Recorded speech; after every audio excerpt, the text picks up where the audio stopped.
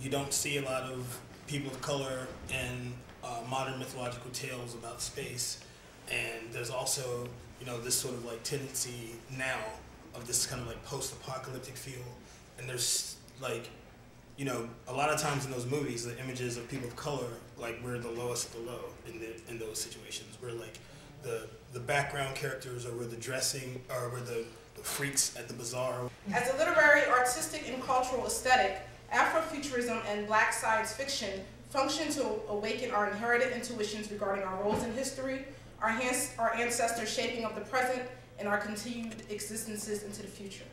It considers Blackness as it appears and is defined in the future, critiques the present-day circumstances of people of color, explores the implications of technology on Black art and literature, and interrogates historical events involving Black people across the diaspora through the vehicles of science fiction, historical fiction, fantasy, and magic. I noticed 30 years ago, I began to look at what young adults 30 years ago, when I'm saying young adults, I would say 14 and up, what were they reading? What were these Black young adults in particular? They were not reading science fiction, and I began to question that. I began to ask other Black librarians. Yeah, at the time, I think I was living in Virginia, but I reached out to my colleagues like in New York, you know, Philly, and why. And one of the reasons, first of all, we weren't in there. They didn't see themselves, and that was 30 years ago. How much has that progressed? It has, you know, progressed. Some, like you said, there will be maybe one character. You know, in the Hunger Games, there was one character in the book. They made it 2 in the movie. Right. 3 in the movie.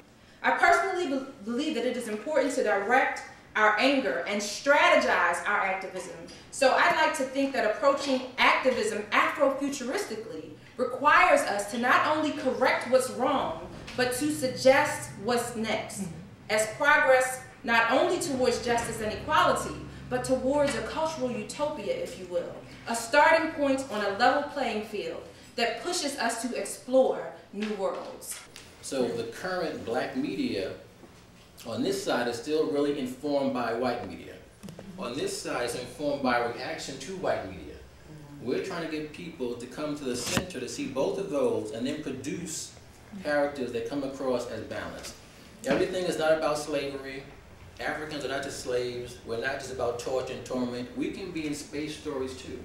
Someone said, why is it always about criminals and people on the hood and people selling drugs, and why there's always a film that you gravitate to? Because those are the films that realistically Black people go to see. And I mean, this is a painful reality for me, but realistically, if you're saying that these Black kids see themselves as wanting to help, and they're seeing themselves in the reality of now, then that's why the films that Black people make that are successful reflect that reality.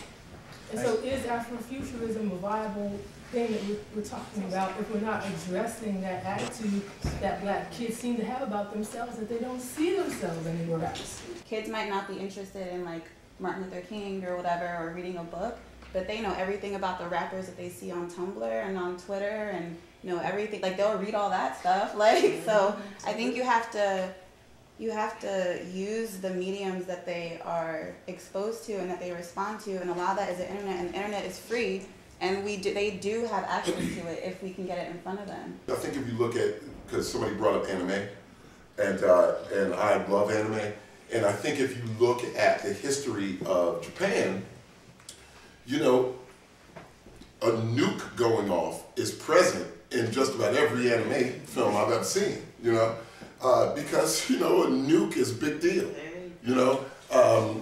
2 cities are vaporized, has pretty much impacted their cultural mythology of themselves and their psyche almost perpetually. And you know, and for our community, you know, cocaine, crack, and heroin were pretty much a cultural nuclear weapon. I mean, you know, it's almost a, what do you call it, a goofy cliche. Like, I mean, you know, I got an Ivy League education, and at least half the people I grew up with are either dead or in prison. You know what I mean? And I'm 42. That's pretty much the story of everybody's 42. Because we're using the old symbols, we're using the old language from another time, and that is only going to manifest the same reality from the past. So in order to create and manifest a reality of the future, we have to think about new symbols, new ideas, and I mean elementary ideas that are the basis of language. So for me, it's about, you know, a semiotic approach or... Black people have been making art all alongside everybody else the whole time. The issue is how many theaters does it get put in? How many radio stations does it get played on? How many art galleries is it in? That issue of how much does it get marketed to all of us so everybody sees all the different images, to me is the real battle.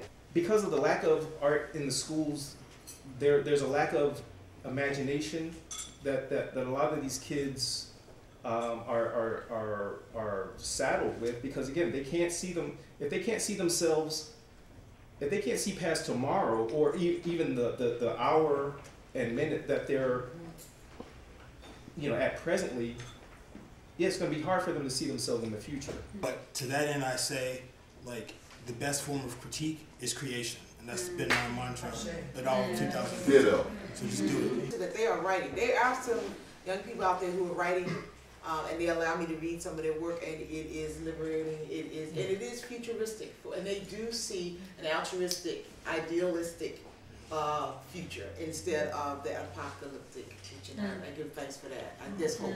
We talk about what are the steps that we're going to take after today, and someone said that they can't get the kids to read or to write, and I just wanted to ask you to consider storytelling, to consider teaching that, to consider exposing them to storytelling, because, kind of giving them the information to craft ideas and thoughts into these narratives is a way to introduce being creative. So if they're not reading and not writing, consider storytelling as a tool for accomplishing what you're aiming to do.